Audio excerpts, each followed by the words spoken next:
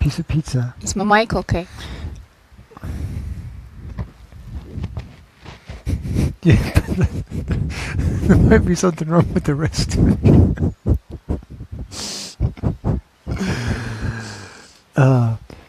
You see that gate over there? Foo. Stefan. Foo. What gate? That gate. Yes, I can see it.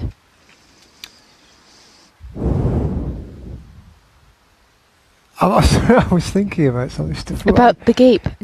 Stefan. No. Anyway, the gate. Yes. I spent 5 minutes trying to open it earlier. Okay. Why? Well, first of all, I couldn't remember if it was 2010 or 1020. I think it's 1020. What is it? I think it's 1020. No? I thought it was 2010, because 1020 would be too logical, because I'd remember that really easy, because it would be 10, and 10 is 20. It would be really easy, so I'm pretty sure it's 2010 Okay. for the gate. Okay. Even though I think it's 2010, I still tried 1020 as well. But so I put in 2010 on the gate. And you press the left bottom button. I pressed the left button, Yes. and nothing happened. Didn't open. So then I waited and did it again, and nothing happened. And I thought, must have got the number wrong. So then I tried 1020 instead of 2010. Are we giving out the code for the gate? Yeah, I was just thinking across the Atlantic Ocean. Across the internet. Okay. Yes. So, well, it doesn't matter because it doesn't work. Because nobody knows where we live. and it doesn't work. We live on a balcony somewhere under a blue sky. Nowhere near the sea. Like nobody could actually walk around that gate, right? Well, it's to stop people doing silly things with their cars. It's just stop people parking where they're not supposed to be parking. It doesn't stop anybody parking where they're not supposed to be parking. People just park where they want to park anyway. I mean, the people who have the expensive cars just park on the grass. Smells something weird. Something weird. Is it like somebody's burned something cooking or something? No, it's like toilet smell. That's not very nice. Wait. Stop it. You're like some rodent. Stop it. I don't think it's you. What? I don't think it's you, surprisingly. It's not me. No. Of course it's not me. Anyway, so hello everybody. Are we on? They've made a mistake. Are we even on? Yeah, we started it. There. Look. Okay. Peter Checky Chicken is checking us out. Check it out. Do you know who he is? No. He just, I think it's livepoker.sk, I think is his... okay. I think that's his website. Okay. I'm not exactly sure. And he does or he did, because I haven't seen him in a long time. He did the poker tournaments. And he used to teach me a lot about... poker. Well, he teach me about how to play poker. He taught me a lot about the organization and the things that they have to do and the processes that they go through. So, if you're out there checking us out, you put your website on there. Put your website on there so that people can go and see the stuff that you do, because some people like that. Some people are really interested in it. It's not my cup of tea, but I know that there's a lot of people who are into those kind of things. Tournaments are full of people who want to play. Yeah, it's gambling, right? I've never been a good gambler, especially. You've always been really good at doing your weird accents, though. Do I just switch in and out without realizing I'm doing weird accents? Yes. Okay. I've never been interested in gambling because I used to watch my father lose all the time. My father used to gamble on things, and he always used to lose. And that. What did he gamble on? Oh, just stuff in bars, you know. You went to bars with your father and watched him gamble. I went to bars to drag him home when he didn't come home. That's what. The golf club. Golf club. The golf club. Okay. Yeah, I used to see him. Used to be late home because he would be putting all his money into those machines. Every now and then he would win, but always lost more than he won. But that's the whole point, isn't it? I don't That's the understand whole the point of playing the yes. games that are fixed. Not that that's fixed. Not that his stuff is fixed. I'm pretty sure it's not, because they have rules and organizations and everything going on there. But I just didn't understand the slot machine philosophy. I didn't understand it at all. Where the joy of taking your hard-earned money and wasting them and spending it on uncertainty has never really appealed to me. I always wanted to kind of know what I was getting. Also, I'm pretty sure if you analyze my life, you'd find areas of it where there's risk. I'm sure you'd find plenty of that. Everywhere. Yes, because if you don't take risk, you don't get anywhere, and you did get somewhere, so you must have taken risks at some point. Wow. This is pretty sweet analysis. You are short and sharp today. See, up there behind there on the screen, where's my finger that way? There's the moon. Just on the moon is on the end of my finger. Ah, look at that! It's growing. It's growing. Oh, Milan had a question. It's growing by the minute. Actually. Okay. Oh, Milan's agreed to come on the show. Milan is a friend. Yes. Graham's friend. Our friend, and we were swimming today, and you can see the video on the Facebook. And they go swimming sometimes, don't you? They do weird together. Stuff together. Yoga in the middle of the forest. Broga. Lying in the broga, yes, and they lie in streams and talk to the fishes and stuff, right? Yeah. We don't need to go into details about that, but we're close. Sorry about disclosing your intimate relationships. It's okay. It's okay. I get paid to do it. Yeah, there you go. So that makes it all right? No. Milan is a super cool person. He's agreed to come to talk to us, has he? He's agreed to. We're looking for people who are happy to come on and talk about parenting, and other stuff. And as he's there's lots of stuff on the YouTube channel with him, and I asked him, I said, you want to come on and talk about your experiences with parenting, and the first thing he said was, yeah, sure, and then he looked at me and he said, I'm pretty sure I was a terrible father, though. Well, that means he knows something. Well, if he realizes, then it means he knows something. We call that self-analysis. Yeah, I guess so. Yeah. The ability to how old his kids are. He's got one daughter who's, I think, 20, 21, 22. Okay. She's at university doing some marketing and business stuff, and she seems to be very organized in her life affairs and everything. So I figured that he did something right, so that everybody's got something to share about those kind of ideas. So he's going to come on at some point in time, and I also asked one of our Facebook friends, who I've never spoken to in person, but I've always appreciated their posts online. And who's that? Stephen. Oh my God! I'm gonna get his second name wrong. Is that Donovan? Donovan, is that his second name, or is that I just made that up? I think so. Yeah. Anyway, he's always got these nice little insights. One of his insights appeared in the daily free mail today, the email going out. He posted something this morning, and it really made me reflect and think about how language is used. It was an argument that was presented in a way that was completely wrong. The argument was completely wrong, but you couldn't argue with it because of the way it was presented. It was scary. Okay. It was very scary. So you can read that. You can actually read that for yourself in the free email that goes out. You'll find links to the mails on the page. On the Facebook page. Everything's on the Facebook page. The Facebook page, YouTube page. YouTube is now being updated every day with homeschool and parenting and coaching videos. And I was sure there was something else I'd forgotten. I forgot all about Pinterest. What do you mean you forgot all about Pinterest? Well, I've got a Pinterest page, and there's lots of cool stuff there, and I just forgot about it.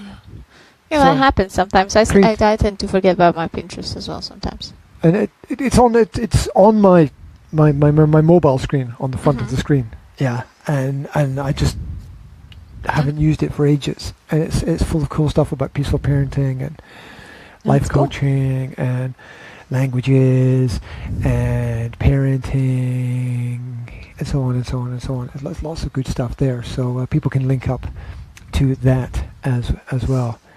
And I like it because it's all visual, and I'm a sort of visual spatial person. So if people have got questions, they can write the questions in the chat. If not, they can just sit back, relax, watch us drinking orange juice, eating spinach. You eating what spinach? What am I going to put in my smoothie? You can't put that in a smoothie, can you? Of course you can. Fresh spinach. What do you think I had for breakfast yesterday? I don't know. Water with leaves, perhaps? Yes. Spinach smoothie. You need like 15 bags of spinach to make a spinach smoothie, no? No. What is it, like 1% spinach, 99%? No, you take like a half of this bag, right? You stuff it into that little tall thing, and then you pour water in it. Yeah. And then you blend it. And then you add a banana and a kiwi or a banana and an apple. Smoothie. With spinach? Yes. Oh, I thought you were talking about like a spinach smoothie, like the main ingredient was spinach. Just spinach. That would be disgusting. That's why I thought it was weird. No, I add all different kind of things in it. And then I added the hemp powder and... hemp is powerful. You know, the chia seeds. Chia seeds. Hemp. Where was I when you were drinking this lovely drink? What was I doing? You have it this morning? Sleeping. That was yesterday. Oh. But you had a big one this morning, right? Yeah. This morning I had the milkshake. That's my after workout thing. Milkshake? Yes. It's a banana hemp milk. I guess I didn't get cocoa. a milkshake because I didn't work out, right? Exactly. Oh. If you work out, you get... If I can keep up with you. A hemp milkshake. If you can keep up with me, keep crazy. Up with you. Yeah. I'm trying to get to How are where the pull-ups going? Can you do it yet? No. You just hang there. Yes. I wish you could pull yourself up. Actually, that's what I did today. I did my Tabata today. Did my Tabata. With Rocky? Yes, with Rocky. I've got this great Tabata music made with Rocky music. Which song, Rocky song is it? The main one. There's the Eye of the Tiger. No. Rising up. No, not the Eye of the Tiger. The theme song. Do. Yeah, that one. That's it, exactly. Yeah, it's really good for exercising. It's actually really good. So I did my Rocky. I did my Rocky music Tabata. And I wrote down the 8 pictures of yourself like Rocky in your head when you. Exactly. You're doing and with boobs. So. Do you think it's going to make your boobs bigger? No. But I can't picture myself like Rocky. I have to picture myself like Rocky with boobs. Anyway, so I was, I always write down the... Shut up. I always write down the 8 exercises that I fit into the song, right? Okay. And I wrote down all the exercises, and in the end, the last one was chin-ups, right? Oh. But I can't do chin-ups, so... So I just did one at the beginning, that jumpy one, like I do, like I jump up and do a chin up. It's cheating. And then I cheating if you jump and catch it and push. Yeah, I know. Because you're already in motion. I know. And then I got back down, right? But I couldn't pull myself back up again, so I just hung there for like 20 seconds. But I think that's a good beginning. You were stuck hanging from the bar. Yeah. But I think that's a good beginning. I mean, as long as you can hang in there, you're gonna get somewhere. Right? It's not how hard you hit. It's how hard you can get hit. And I can't do a Rocky accent. That's one thing I can't. You can't. You would have to. I can't do the Rocky. I can't do the Arnold Schwarzenegger. I can't do those accents. You got some kind of teeth though. Fucked up. You know, the Scottish people have all got broken teeth. They have. Robert Carlyle. Has he? Have you not noticed? Oh yeah, he has. Scottish. They've all got broken teeth, basically. It's symbolic of our struggles in history and our fights. Perhaps. I'm sorry, am I boring you? Why are you holding the bag of spinach? I'm not sure, so that you don't eat it all. Look, I'm going to have one more leaf. Okay. And that will... I'm protecting my spinach. Tide me over until later. So, what are we going to talk about today, ladies and gentlemen? You've got serious topics, haven't you? I only have one topic actually, because I came across this post on the internets today. Internets? Yes. Multiple? Yes. I've only got one. And on one of the forums on the internet. And you can promote the forums, which if you can...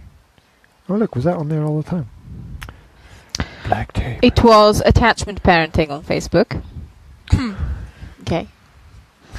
Yeah. And I got inspired by this post, right? Right.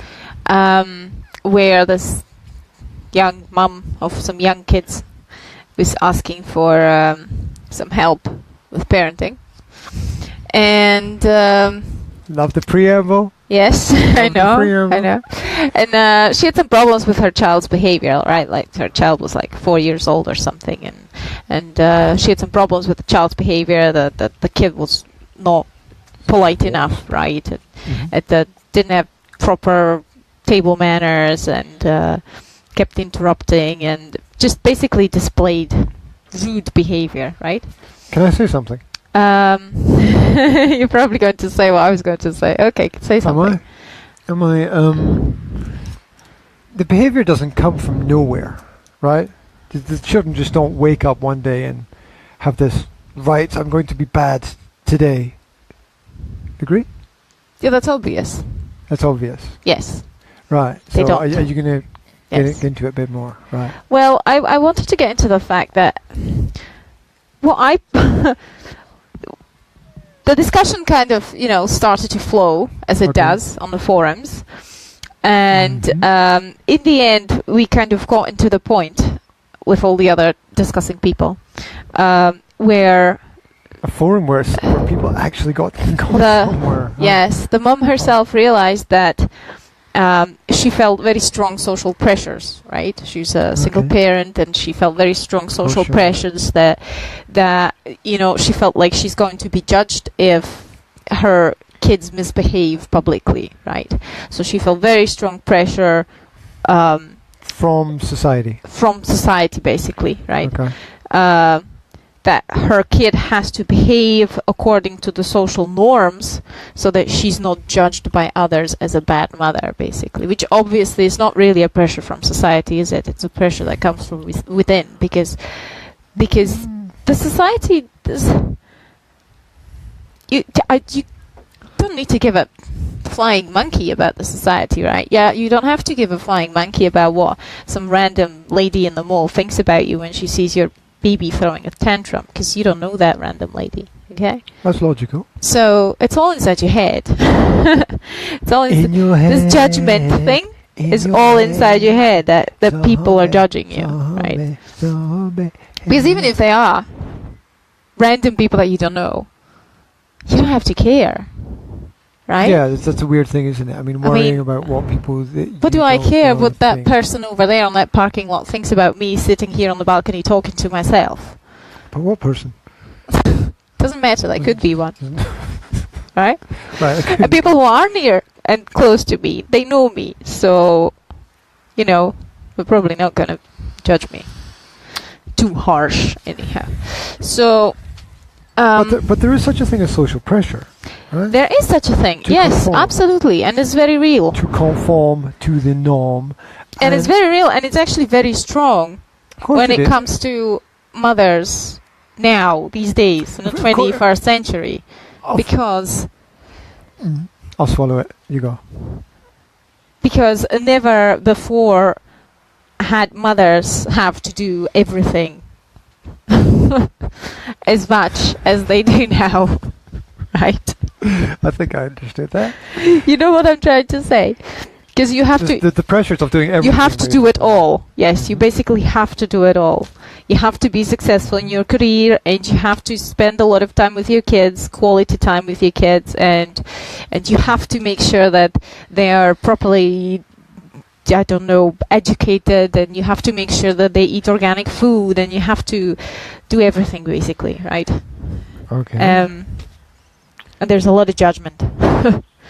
And a lot of comparison. Because you've got social networks, right? Okay.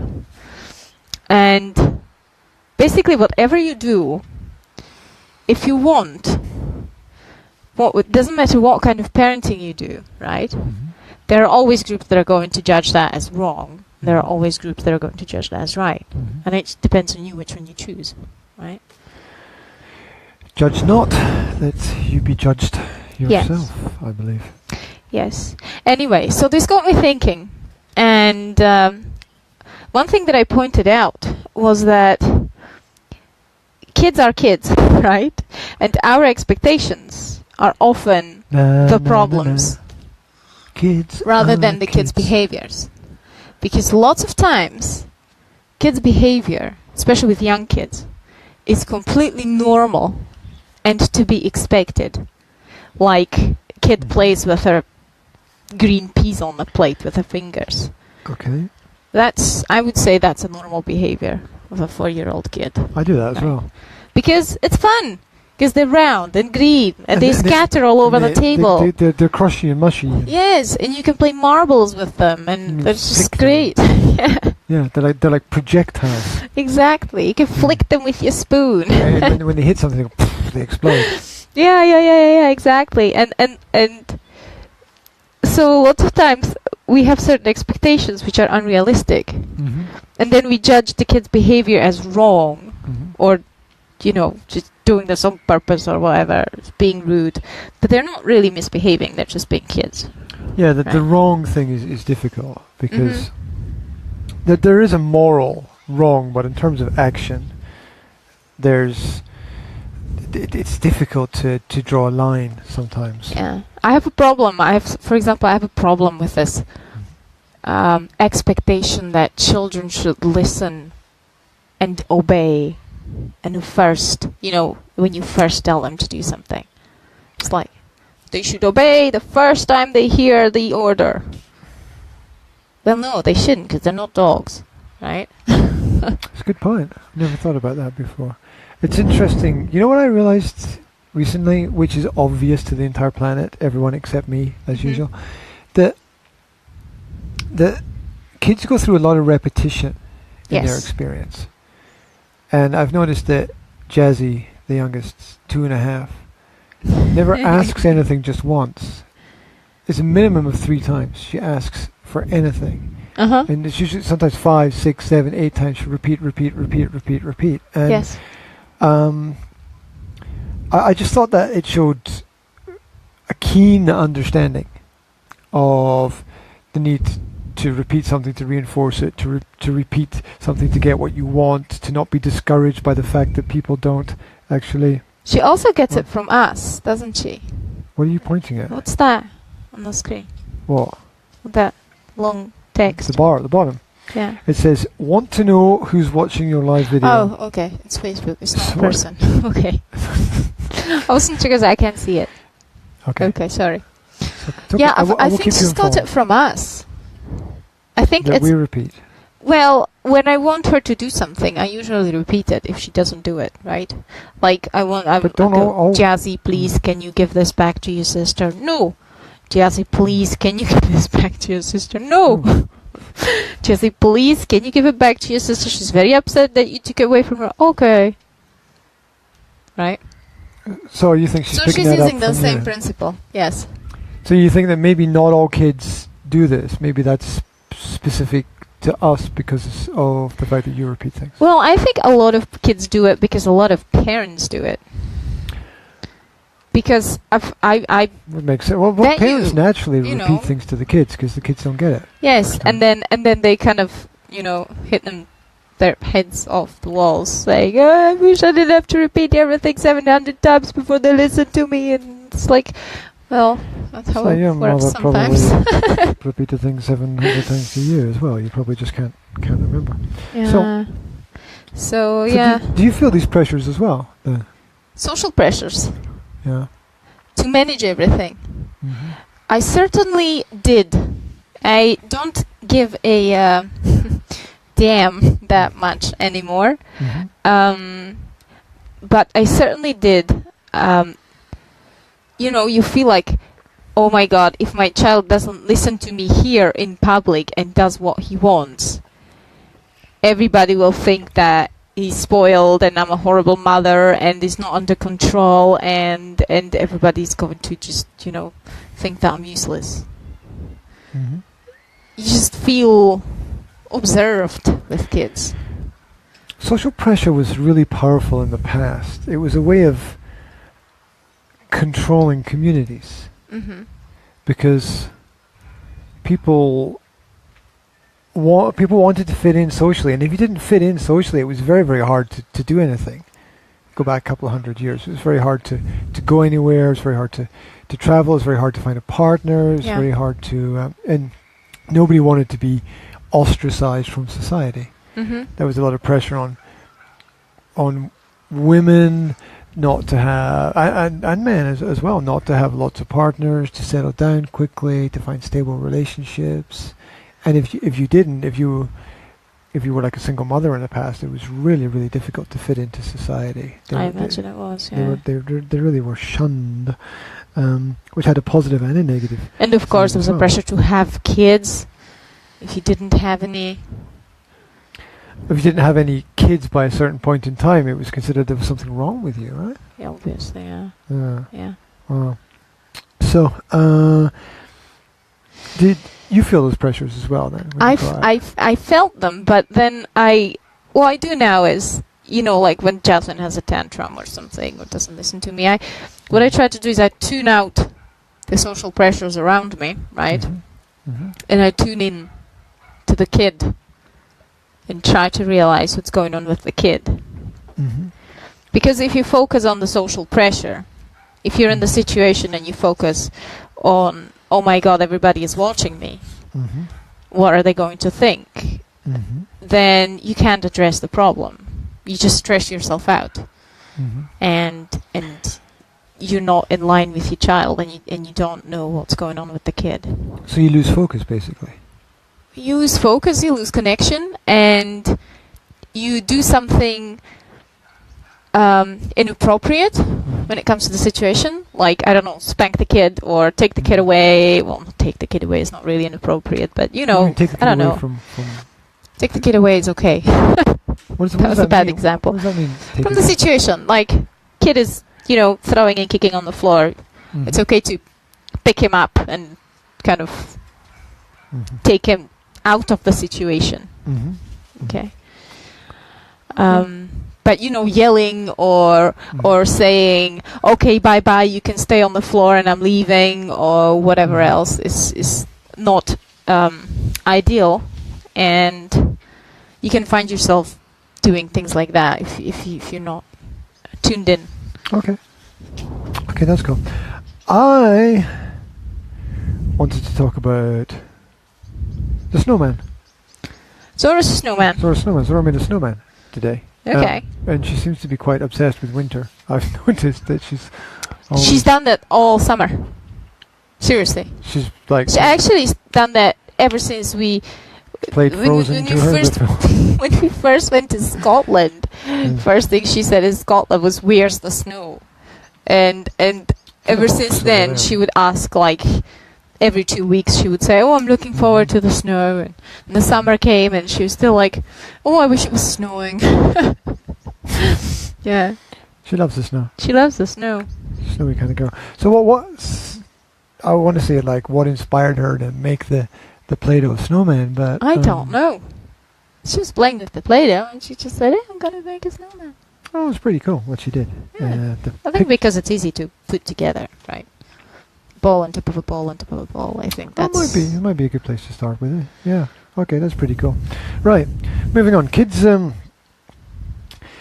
do chores become successful adults, according to recent studies and surveys. See the post on my Facebook page for more information about. Well, that's good information because I've done a lot of chores when I was a kid. And you're doing a lot of them. You're doing a lot of them now. And I do a lot of them now, so there's still hope for me. Your future. What kind of chores did you have to do as a kid? When I was a kid? Yeah. We had them all, like my brother had to do the hoovering and I had to do the bathroom. I had to wash the bathtub and the sink, and I had to wash the dishes sometimes, but that was not a regular thing. But the bathroom was my area, and the toilet that I had to do every Saturday. And my sister, I think, had the dusting because she was the youngest, so she had the easiest chore. That was a bit funny because it kind of grew with us, So we'd be like 18, 15, and 11, and she'd still be doing dusting, and I'd still be doing bathrooms. So it didn't really change, but we got more on as my mum started to relax slowly. She would just go, okay, well, you can do the dishes, you can do the ironing. I did a lot of ironing as well. You still do? Especially when I wanted something from my mom. I remember. I remember not one just day to do it, but to get something. One day I wanted to go to a cottage with my friends, and I was about 14 years old, and I was like, my mom's never gonna let me go by myself for 3 days, right? Unless I do a lot of ironing. And I got home, and I was thinking, how am I going to put this? And I got into the kitchen, there was this massive pile of ironing. There were like 4 washing machine loads of ironing, right? It's a huge, massive pile. Wow. So I ironed for like 3 hours straight. And my mother came home. And when she came home, I was just finishing, and she was like, tears in her eyes, right? And she was like, oh my God, you've done all of the ironing. She was probably expecting, she saw herself doing that until 11 o'clock in the night. She's like, oh my God, you've done all the ironing. And I was like, can I go to that cottage with my friends? And she was like, yes. So it worked. It worked, yeah. Well, good job. It's a good training for life, isn't it? Service for service. Yeah, it's nice. So, according to the studies, it's based on the principle that don't fall off your chest. It's okay. It's based on the principle that when you start work earlier, you get into the habit, and then you keep the habit. Basically, it stays with you as you grow older. So, the work ethic develops as you develop, and there's a principle that with the work ethic we develop to be successful people, that early experiences repeat themselves, that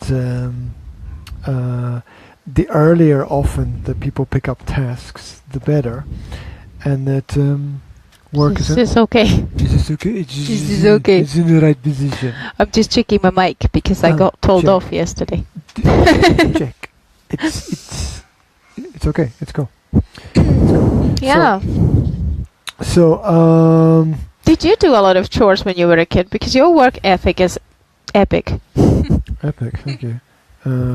Got an epic ethic. Apart from when I have to get out of bed early in the morning, sometimes yes, I fail miserably. Which is why I schedule tasks early in the morning, so that I have to get up and do them. And then they don't get done. Right. A lot of tasks. Chores. Invented a word. Task and chore together. Chore. What did I do? Hoovering. Moving wood. Moving a lot of wood because we had a wood burning stove, so I had to move a lot of wood around. Cutting up wood sometimes. Cutting the grass. Not so much around sort of plants and flowers and things in the garden. I wasn't very good around those elements. I wasn't also given much responsibility there. I don't think I was trusted to do a lot of things, even though I think I did them quite well. I don't know why. You didn't do much cooking, I heard. Yeah, apparently I was never trusted to do anything in the kitchen, and at a very young age I would... Apart from pancakes, though, I've heard that your pancakes are really good. Pancakes. They were. There was a long time ago that I cooked pancakes, and pancakes are pretty easy, right? I mean, if you can't make pancakes, there's something wrong with you. Right, basically, it's a pretty simple mix. So, as far as washing the car, I suppose was another task. We had a big house with a lot of floors, so you couldn't, like cleaning the windows, you had to get professionals in to climb up ladders and get to the top and get on the roof and clean all the windows. I did clean the windows with my mom, though, because we lived in a flat, so it was less work than you had in the house. But what floor was the flat on? First. Like not the ground floor, but... Okay, so it wasn't too high, because you could clean the windows. Yes, you could. Yeah. I was thinking modern windows open always, but I'm going back to the times when windows didn't open always. Right? Oh, okay. Right. I mean, my parents had this house, which still have, which is like 120 years old, right? Yeah. And it had the original sliding wooden windows. Okay. Right, where two windows at the top and two windows at the bottom, and the bottom one slid up to the top and the top one slid down to the bottom. Right? So you probably couldn't get them. Yeah. You couldn't twist them round or open them so that you could clean the other side. You had to get people on the ladder to come around and do it. So it's a bit different now, but you still have that thing. I mean, your mom's got a window man coming like once a month, right? To do the windows from the outside, or once in 2 months. I don't know, but I got... Just because she doesn't want Dad to go up a ladder in case he falls off. So. I got freaked out regularly by a person looking at me through the window on the first floor. Excellent. That's the sound of a shopping trolley being driven down. It was the sound of rollerblades, no? Rollerblades are quiet. Rollerblades don't make any noise. If that was a rollerblade, it must have been like about 10 meters in diameter. When I was a kid and I had rollerblades, they were very loud because they had plastic wheels rather than rubber. Yeah, well, that was different. That was just like plastic wheels, it's the same as the little plastic motorbike that Jesse has, right? It kind of makes a lot of noise on concrete. Yeah. So, anyway, so their studies show that chores are basically good for kids. There's a problem that parents have, is that a lot of parents don't like their kids doing the chores because the kids don't do it as well as the parents would do it. Oh, that's the investment thing, isn't it? Is it? What's that? Yes, that's the investment thing, where you have to... Well, when you've got your kid to do the chore, right, you have to expect the chore not to be done properly and take twice as long. And if you can deal with that mentally, then you're investing into your child. Because if you let them do it, then they will get better at it and they will do it for you later on in life. And they will learn how to do it properly. So you have to... But it's difficult for a lot of parents to cope with the fact that... It's not done properly, yes. It's like, the kid didn't clean corners or... When a kid turns... I'm a fuckwit with a loud car. Sorry.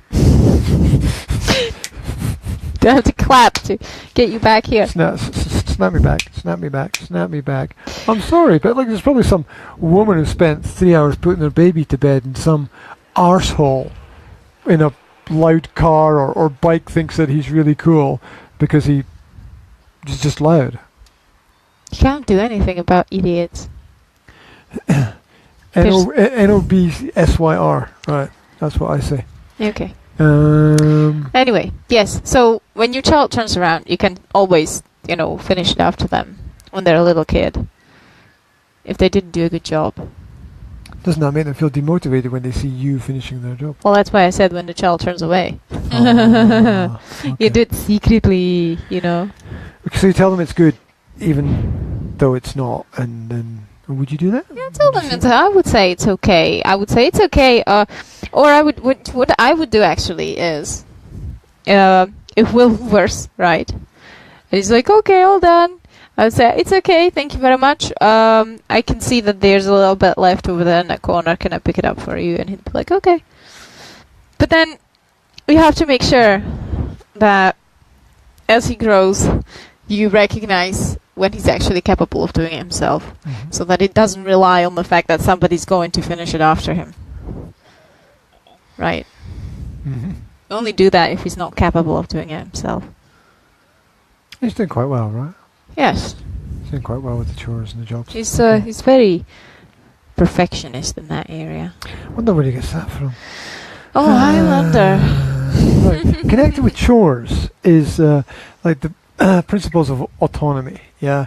Not only do you need to give kids chores, but you also need to realize that there are times when you need to let them do things themselves and decide things for themselves. Yes. It's not just about, saying, okay, can you clean this? But maybe then beginning to ask them, do you think that this needs a clean, or when do you think this should be done?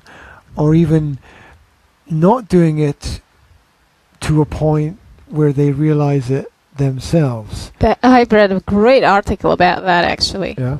It was from a mom who was teaching her kids complete autonomy to the point where she wouldn't wash any laundry. Right? She would agree with them. Okay. You do the laundry on this day. You do the laundry on this day. Meaning all of it, like washing, drying, folding, putting away. Okay. And they were like, okay, agreed. And when it happened that a kid would forget or something, she would remind them a few times. But then when it happened again, she wouldn't do anything. And then, the kid come back 2 days later and go, I don't have any clean t-shirt. And you go like, no wonder where it is, right? And then they realize that, okay, I have to go to school in a dirty t-shirt because I didn't do something I was supposed to do. Or she said that she had a kid who did the laundry, washed it. Went to school with dirty clothes. So what? Well, one day, going in school with a t-shirt with a stain on it, one day is not going to kill anybody. Well, you say that, but you're putting the kid under a lot of pressure, because it's not, that you're not going to kill the kid, but how does the kid feel when all the other kids sees them with dirty clothes? That's pretty wild. Unless the kid is like kind of the jovial and jokey character of the class and can make a joke about it, and everyone can laugh about it and relax and feel, okay, that's fine. But a lot of kids couldn't handle that. they would be ostracized because of the social pressure. You think? Well, when I was a kid, a lot of kids came into school with, it happened there's so many kids that got stains during their food break, right? Eating your sandwich and your mustard drops on your thing or whatever. Well, you go and you kind of rub it in your hands in the bathroom or whatever, and you come out with this huge wet patch, and it's okay. Like you've been breastfeeding? I don't know. It happened to me so many times. Maybe that's why I never considered it a problem. But you have no idea the kind of things that happen to you when you're not fully awake in the morning. In Slovakia compared with Britain, though, because of the uniform issue, right? Ah, okay. Because in Slovakia, you can kind of wear what you want. And, yes. People can go to school in Slovakia with T-shirts that say... X many times happened to me that I came to school and had toothpaste down my T-shirt or whatever. Sorry, continue. You did. You did. No, I didn't. I was a kid. Oh, you were focused on other things. Yeah. Okay. I had my eyes half closed when I was getting ready for school. I didn't notice. It's because your eyes were half closed. Right. Because I was still asleep. Oh, until about the third lesson in school when I woke up. Lunchtime, probably. Right. Yeah. Well, if you've got school uniform, right, in Britain, which would be like a white shirt and some, I don't know, red or blue or green kind of jumper, or whatever. Anyway, the white shirt is the thing. Once any shirt that wasn't white and looked neat and nice, it was crazy. Imagine the difference between girls and boys as well, right? If you're a boy, it's like you can make a mess, right? Yeah. But if you're a girl, I think that woman there had like 3 boys or whatever. Yeah, but if you're a girl, you're a bit more self-conscious about the way you look and present yourself, right? Yes.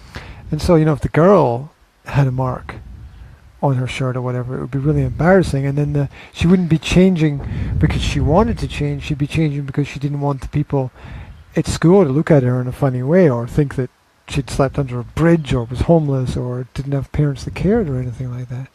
I don't imagine that the kids would be wearing that kind of dirt to school. Okay. No, kids did get dirty at school. Don't get me wrong. I mean, we had the same kind of issues and problems, and people would go out in the playground. I mean, if you send the kid to school in the same T-shirt like they were wearing yesterday, it's not like the end of the world, right? Unless the kid got into the fight and rubbed themselves all over the playground. There's a great disparity in Slovakia between what people wear. There's people who care about their appearance and people who don't care, and I think both sides are great because you do need to look after yourself on one side. Yes. And on the other side, it's why should you care what other people think when it's not any kind of special event, really? I mean, it is just going to school to learn, and if you feel comfortable in a pair of jogging bottoms and in a t-shirt, then why not? Exactly. Why not wear that if that's what works for you? So bottom line is, it taught the kid a lesson. It taught the kid a lesson, right? I mean, the kid realizes, okay, this doesn't happen by itself. Mm-hmm. I have to remember it. It's my responsibility. Mm-hmm. And if it doesn't happen, if I don't do it, then this is the natural consequence. So how do you want to teach kids full responsibility for the chores? Because full responsibility also means realizing, it needs to be done now. I can't wait for my mom to tell me to do it. Good question. Because my mother always told me, good point. If I have to ask you to do it, it doesn't count. Doesn't count for what? It doesn't count as help. She said it only counts as help if you do it without me look asking. around, realize it needs to be done, and do it. But if you ask for help, it's not help. That doesn't make sense. Because you see it as help, but she saw it as responsibility. It's your responsibility. The difference between help and responsibility. Yes. It's not like, this is my responsibility and I'm asking you to help me with it. Okay, you don't want children to help you, you want children to be responsible for themselves. Yes, and because they're not really helping you. They're taking care of the household together, because it's their household as well. Right? Yeah. They're helping themselves in a certain way. Yeah. Yes, I see. I see what you're saying. I read something about that phrase the other day. Like, I see what you're saying means I disagree with you. Like, I disagree with the fact that I see what you're saying means I disagree. Right. Anyway. But that would obviously apply with older kids, right? Not with 4-year-olds. Well, yeah, I was thinking about the age limit thing coming in there, because I was thinking that it reminded me of the question, if kids are staying at home beyond the age of 18, should they be paying some rent of some kind or whatever? And it just reminded me of that question. I don't want to go into that question, because I think it's a stupid question to ask anyway. Because why the hell would you charge your own kids rent? I mean, your point is to educate them and get them up and kick them out. wake them up, kick them out, and get them doing their own thing, their own way. Right. It reminds me of those people who call into the Freedom in radio shows, right? And they're like between 30 to 40, and they're still living at home with their parents. It's like, life puts people in crazy situations where that's understandable sometimes, but it's not where you want to be. No. It's definitely not where you want to be. No. Right. It's a bit of a big red exclamation mark when you're choosing a partner and you meet somebody who's like 35 and living with their parents. It's like, okay. Yeah. Yeah, you want a healthy relationship, not a dependent relationship, really. That's what I think. Yes. So here's some questions related to, giving kids autonomy. Right. Yeah. When when should they be able to get up by themselves, right? Because there's going to be a point in time where it's like you don't want to have to get the kids up anymore, right? So, at what point in time do you want the kids to be getting up by themselves? What do you think? Well, it depends on what they're getting up for, right? I don't get my kids up. Oh, yeah, you mean if they have something in the morning that they need to do, like go to school? Okay, so, but there's... the kids are too young, right? Our kids are too young to have to deal with that, getting up themselves, right? Yes. But there's going to be a point. There'll be a time, it will come, when there's things that the kids or family will have to do in the morning, and the kids will have to get themselves up, right? That will come eventually. Yes. But as you pointed out already, the kids do get themselves up in a natural way, which is the kind of the homeschooled, unschooled rhythm. Yes, right? that's one of the big advantages of homeschooling. And I think it's an underestimated advantage of homeschooling, but I think it's big. Well, the kids stay up later and get up later rather than going to bed earlier and getting up earlier. So they sleep the same amount of time as other children. It's just in a different rhythm. You wouldn't believe how many mums have problems with putting their kids to bed. And they're like, okay, my kid needs to be in bed at 7 o'clock and she won't go down. And I'm like, wait, I would suggest to this mom to leave the kids up a bit, longer if the kid's not tired yet. But I can't, because if the kid has to get up at 6 o'clock for kindergarten, then the kid needs to be rested. But, it's such a stressful factor. Isn't it weird forcing someone to go to bed? Well, it isn't it. Because I imagine myself, right? I mean, would I say it to myself? There's a key question. Would I say that to myself? Well, you do say that to yourself, actually. No, well... Because you say to yourself, I have to work tomorrow morning, so I should go to bed. And you do that. I've seen you do that. It's like, shall we watch another Once Upon a Time? I don't think so, because I have to work tomorrow morning. Yes, but I'm tired. That's why I'm going to bed. Yes. As well, because I'm tired. I don't go to bed when I'm not tired.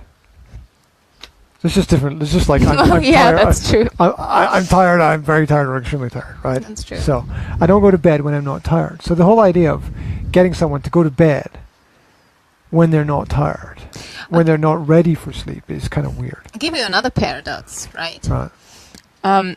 Parents tend to say, she is tired, but she doesn't know about it.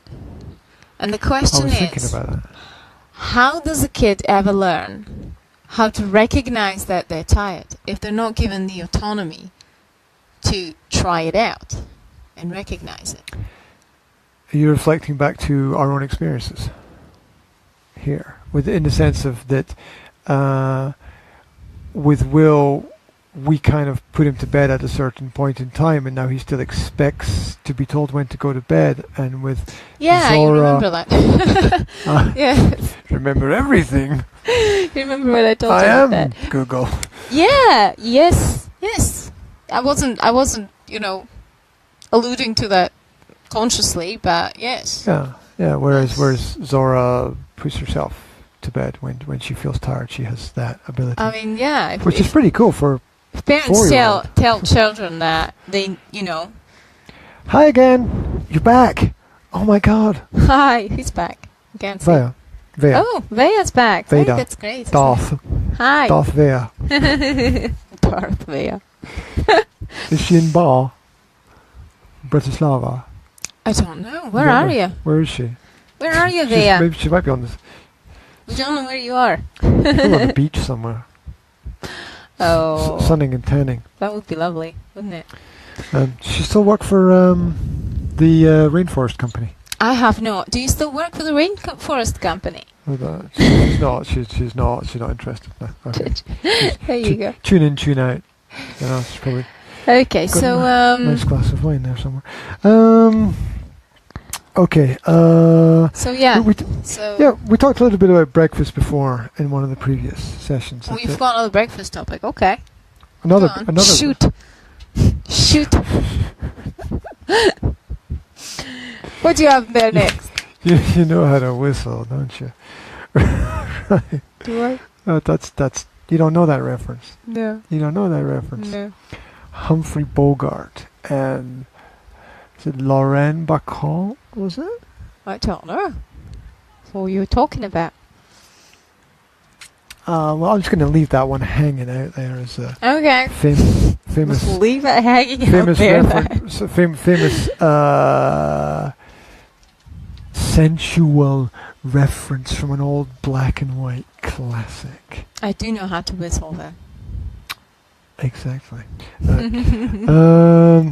You just put your lips together and blow. Right. It's in the film. It's a classic line. I can't remember which film it's from, but you can search it. You'll find it. Right. I might post a little clip of that in the comments, just to prove that I'm not being weird. You're not being weird at all. No, not at all. Right. Okay. Right. What do we got? I don't know. I'm going to finish this horrible drink. It's good for stomach cramps. That's the only reason that we ever drink the black stuff in the red bottle. Black stuff in the transparent bottle with red sticker. We don't. Yeah. We don't promote that because. But I'm still having some stomach troubles, for medicinal purposes only. Exactly. Right. Right. It does not quench your thirst. It does not give you a nice smile. Apparently, it's really good for cleaning car engines. And toilets. And toilets. And well. Rust off of rusty things. Yes, and it does run through. Oh, hello. Good morning. Good morning. There's going to be another one. Finished. It's going to come up automatically. Oh, wow. Yeah. Is that cool? It's going to be another one. They've got the Leapfrog on. Is that Leapfrog they're watching? Leapfrog series, yeah. Leapfrog rocks. If you've got kids, young kids, getting them into maths. Careful, don't hurt your toes with the doors. Leapfrog really rocks. You would like some raisins? Like some raisins. It's raisin hell. Okay, you talk about breakfast while I serve out raisins. Raisins. As Les raisins. Le raisin. Do you know what le raisin means? Où est le raisin? Le raisin means it's not something horrible. Piece of meat. Raisin. Yeah, schnitzel, isn't it? Oh no, it's not. Wait a minute. Raisin is actually. Mon Dieu. No. Raisin is. That's what I always thought it was, but I think it's. What is it's actually grapes. Is it grapes? The raisin grapes. I think raisin is actually grapes. Grapes. How fascinating. Thank you for that. Mon Dieu. Good. Où est la voiture? La voiture est dans le garage. Something like that, right? See the level of my French is just. Well, that's not really a level, is it? Planning. It's just I wanted to ask Yanka her opinions about this because I wanted to see what she thought about not just what we've got in the present in terms of what we have to do with our kids, but what's coming in the future. Because it's not only about getting us to plan for the future, getting the kids to start planning their own future as well. So one of the things that I wanted to talk about is preparing the kids the day before something. Talking to them about what's happening the next day, talking with them about what you need. If you're going to the swimming pool, what you need to take to the swimming pool. If you've got sports practice, what you need to take to the practice. If you're going away for the day, do you need to prepare some food? Do you need to buy the food in advance? All those little elements of preparation for the next day. And asking the kids what kind of food they want to take with them if they're going for a trip. Making sure that they understand the healthy options as well. So how do you say schnitzel in French? un sandwich jambon. Right. I'm pretty sure that's wrong. I'm pretty sure that's wrong. Je voudrais un café. Anyhow. Is that right? Anyhow. What are we talking about? I was talking about planning with the kids. You know, when do the kids take on responsibilities for thinking the night before about what's coming the next day? Should probably start doing that with Will now. I mean, I probably should have started doing that with him about a year or 2 years ago. I imagine in the primary school age, right? Okay. That's kind of cool. I think I should start doing especially if there's something regular that they need to get There's a dark side of homeschooling, right? Dark side? There's a dark side of homeschooling that you don't really have to do. You're not forced by external forces to do these things. So it's very difficult sometimes for people like me. I just sound like I'm strangling myself. I can't do Darth Vader. Anyway, sorry. What was that? Focusing on my impersonation. No, really. I said yes. I said that's a dark side of homeschooling that you're not forced by any external forces to do these things. So you have to have self-discipline if this is what you know, if it's something that you would like to do with your kids, like prepare for the next day, because you don't have to, right? Yeah, there seems to be a lot of. I've made the observation that there appear to be quite a few people doing homeschooling that don't have self-discipline, and they tend to just let things go. And they shouldn't just let things go. They should have some control over them. Basically, they should be planning. Especially, the unschooling crew is like you don't really require that much planning. Unschooling is wild. Unschooling is totally like extreme unschooling, where you just leave a complete autonomy to the child of everything, including television and computer games and eating sweets and just everything. I would be frightened to let go too much because you do need people who are older with more experience in your environment. Yeah. To guide you. I mean, without any guides, you're gonna get a bit lost along the way. Yeah, but the extreme unschooling point of view is that you do provide that guidance and you do provide a positive example, but you leave it up to kids whether they're going to follow it. And the idea is that they are going to follow it and that it's going to teach them self-regulation because they will be able to realize by themselves. But I don't know what tools are they using? I mean, you can't say to somebody, hey, here's some, hey, do this, but I'm not going to give you the tools to do this. You know what I'm saying? No. Okay. Look at it from a workshop point of view. Okay. It's a wooden table, right? Yeah. Say you give somebody a couple of pieces of wood and say, okay, I want you to make a table, but I'm not going to give you any tools. I mean, give me an example from unschooling. Well, anything. Regulate yourself. You know, how much TV should you watch? How much computer games should you play? How many books should you read?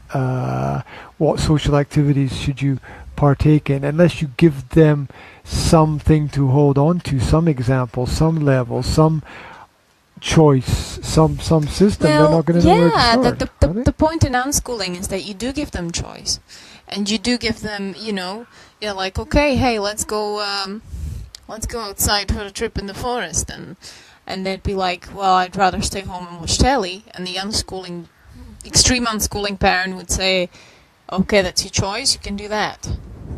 Mm-hmm. Or they would say, well, 4 of us want to go See, to the I don't forest, think so that a lot of it would depend on the constructivity of the activity. Because if I was going to do the radical unschooling, I wouldn't let the kids. But then You couldn't do the radical you unschooling. couldn't, because you still have a hand in the pie, wouldn't you? You still have a hand in what's going on. You couldn't do the radical unschooling because you couldn't let go that much.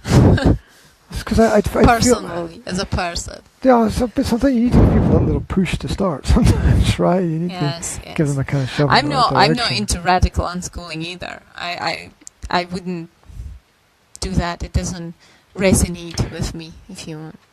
Well, the idea of autonomy without mentorship is troubling in my mind. So there needs to be some kind of you need guidance of some kind along the way. I mean, if you don't have lines on the road, people would just drive all over the bloody road, wouldn't they? I mean, that's it's insanity. Yeah. So I'm not saying dictate everything that everybody does, but I'm saying provide some safety, provide some safe limits there. You can't just have completely hands off, because people are going to get burned in that kind of situation, I think. Okay, moving on.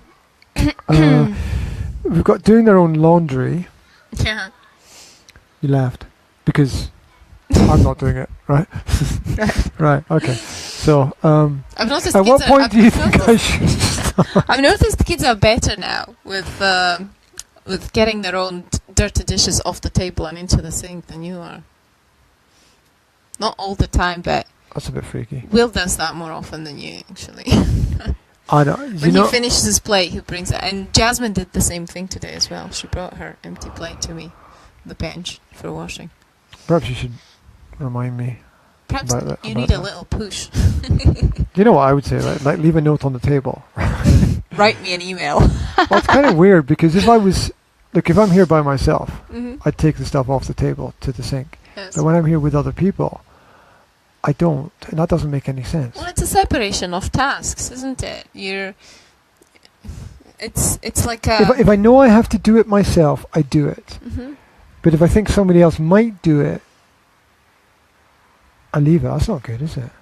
I don't know. It's maybe you've got some kind of what do you call those long strips in the factories where each worker does a different job, and then at the end of the production line. Maybe you're thinking of it as a production line. You know, like this is my job, this is her job, this is their job. So I only do. My job is to eat lunch. I was just thinking, what's my job for that process? My job is to eat. Yeah, no, maybe you're thinking, okay, my job is to eat and then get back to work quickly so that I can earn more money. Okay. Well, I don't know. Okay, what about sending... Is that what you're thinking? No. Okay. I don't know what I'm thinking. I got to analyze that and come back. Maybe somebody can suggest some solution to me, or maybe somebody can analyze that for me in the chat. We'll do two more. Okay. You're right. Maybe you're just a lazy bastard. Right? God. No, you're not. How long have we been on? How long have we been doing this? Is that an hour? Have we? Was that an hour? I think that's an hour already. I think we're doing really good today, because we're actually talking about something. We talked about a lot of things yesterday, but I know people would go, well, that's not focused. But I think we covered a lot of ground. We didn't go in depth. But yeah, we did cover stuff. We skimmed the surface of many things that are very important, but we didn't go deep. Two more. Okay, let's do two more. Sending emails. What about sending emails? Oh, when should kids be able to do that, do you think? And when should Will start sending emails to his grandparents, perhaps, to keep in touch with them, or sending them pictures or things like that? Because I think that like a one sentence a week with a photo from his email account would be something useful, interesting, practical. Yes, it would be. One sentence. And you can do that with a tablet. Point the tablet, take a picture or a selfie or whatever, and just write one sentence. Hi, grandparents. And others. That's a good idea, but you know why this kind of thing always, like this kind of ideas, my ass has gone numb. I know it's an hour because I can't feel. At the beginning, this kind of idea always feels good. Can you feel my? That's why I said it feels good, because I wanted to say something else. It's got a ridge across it from the edge. Okay, I'm leaning back now on the edge of the balcony. Do my balcony at the beginning, all these ideas that you have always sound good, but it always goes down and sinks because of one thing, and that is me. Because I'm always responsible for reminding him to do these things. Can you not just have a daily list and put it in the daily list? What's wrong with that?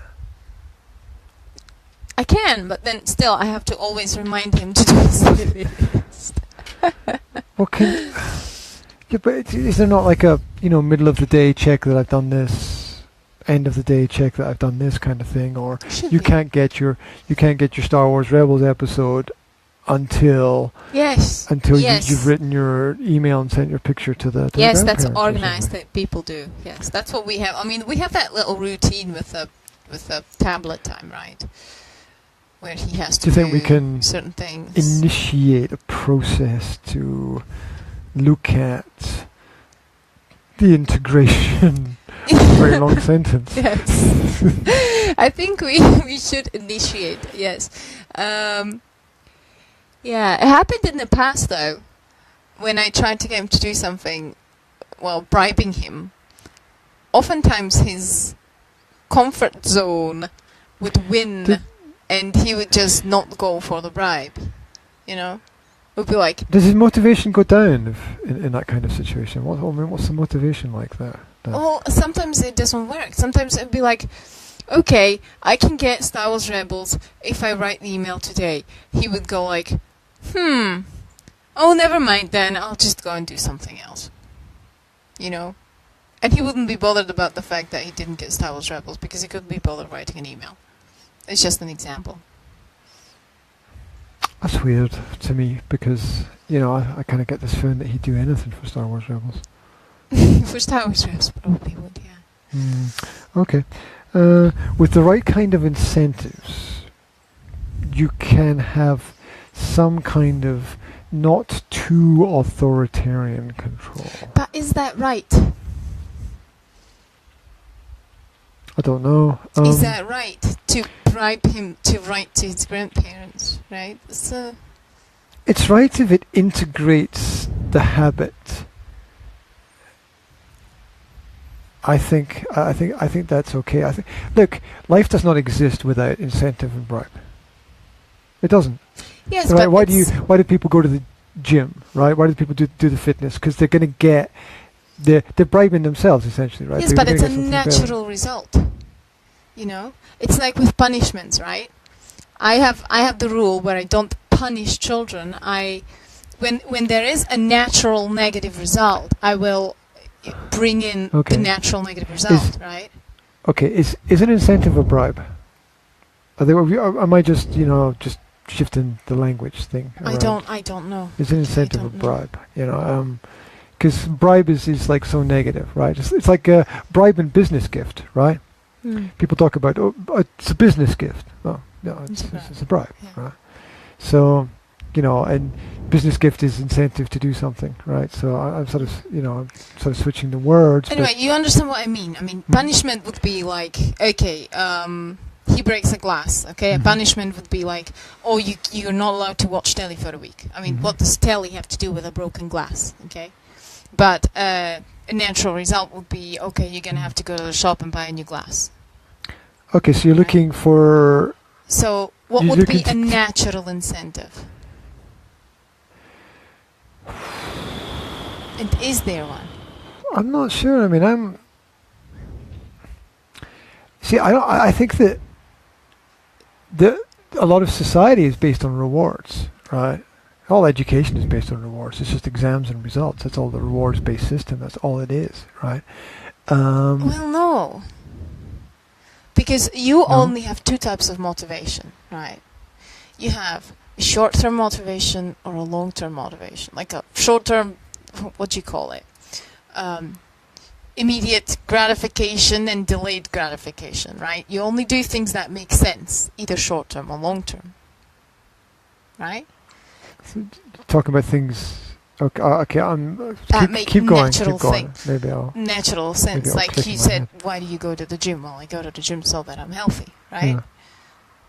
that's natural. The incentive is because there are great benefits to you in your life if you are healthy. You're saying there's payments, right? You go to work and you get paid. Well, that's all work. Work is incentive-based reality. Yes, but that is logical. That is logical as well, right?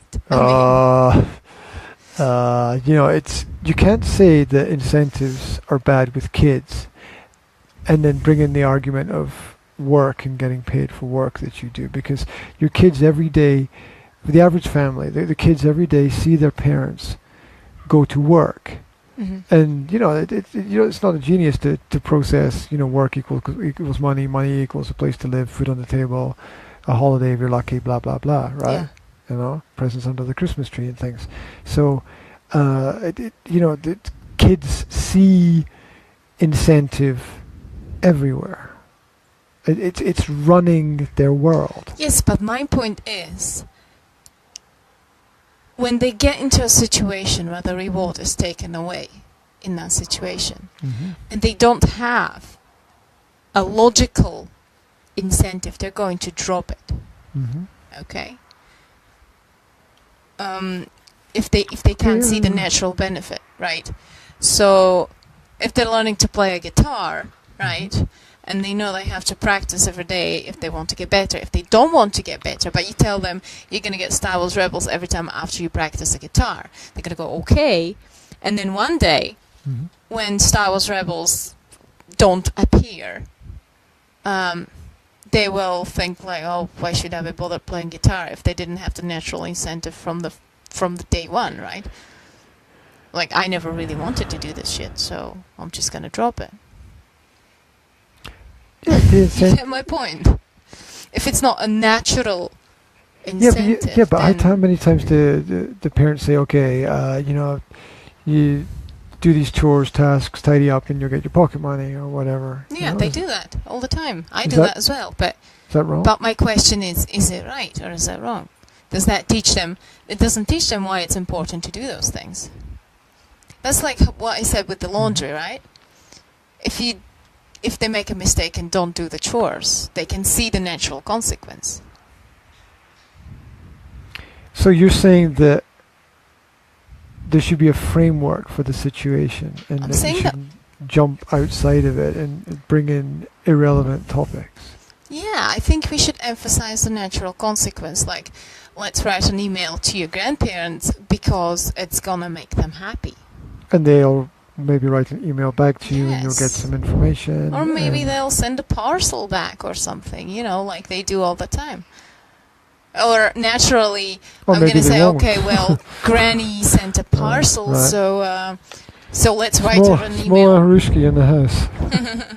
So let's write her a thank you email and send her a picture for that. I mean, that would be natural, and he would do that because he would see the sense in it, right? Mm-hmm. And it would promote empathy as well, and yada yada yada. So. Okay. Here's one more issue, right? Because we have to move it along. Okay. So, at what point do you say to the kids, Go Google it, right? Because I'm not the encyclopedia of knowledge of everything, right? So there's things that I know and I can help you with. There's things that I don't know, and there's things that I'm unsure about and I need to check. And is there a really like when Will asked me about Star Wars characters, right? Yeah. I'm like, well, why don't you go to the Wikipedia page and read about? Why don't you go to your tablet, type the name of the character into Google, and you'll get a page. You can tap on it. You'll get the page. You'll be able to read about the character. I think the time is now. I don't know. I think the time is now. Will has absolutely no problem Googling things. I have a problem though. Do you have a problem Googling things? No. I have a problem because we have to. There are some kind of parental safety settings on Google that you can turn on so that it filters out all the bad shit. Because I'm frightened of Google coming up with some inappropriate pictures.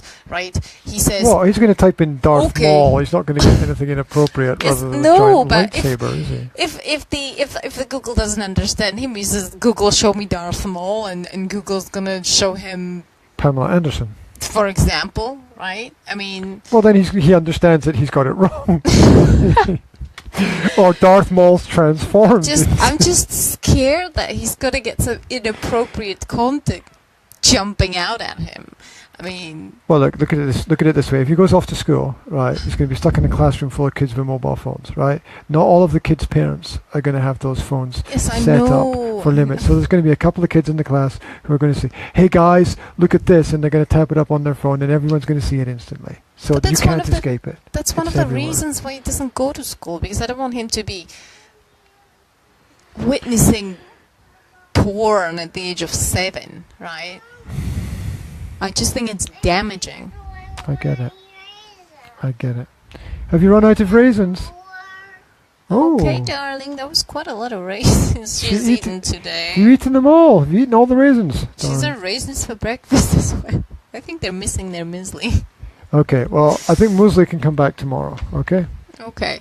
Because they've had a week without it, right? Yeah. So I said there's going to be 1 week with no muesli, so that... Okay, darling, I'm coming. Because they'll just end up consuming raisins 24 hours. Yeah. And we need to go and give them some proper food as well. Yes. They've got a lot of pizza. Yeah, but they need help. Okay. I think we should finish this video now. It's quite long. We're going to finish it here. I don't know. Yeah. I would suggest that. I mean, you've had enough. We're doing great, and we could talk for hours, but I think it's other dark. people has had enough. It's dark. It's dark. Look. Okay. We covered quite a lot of things today. We're just going to say bye-bye. It's okay, and then I'll get some more raisins for you. I'm just going to say bye-bye. We do it together, right? We do it together. I'm just going to do the wrap up.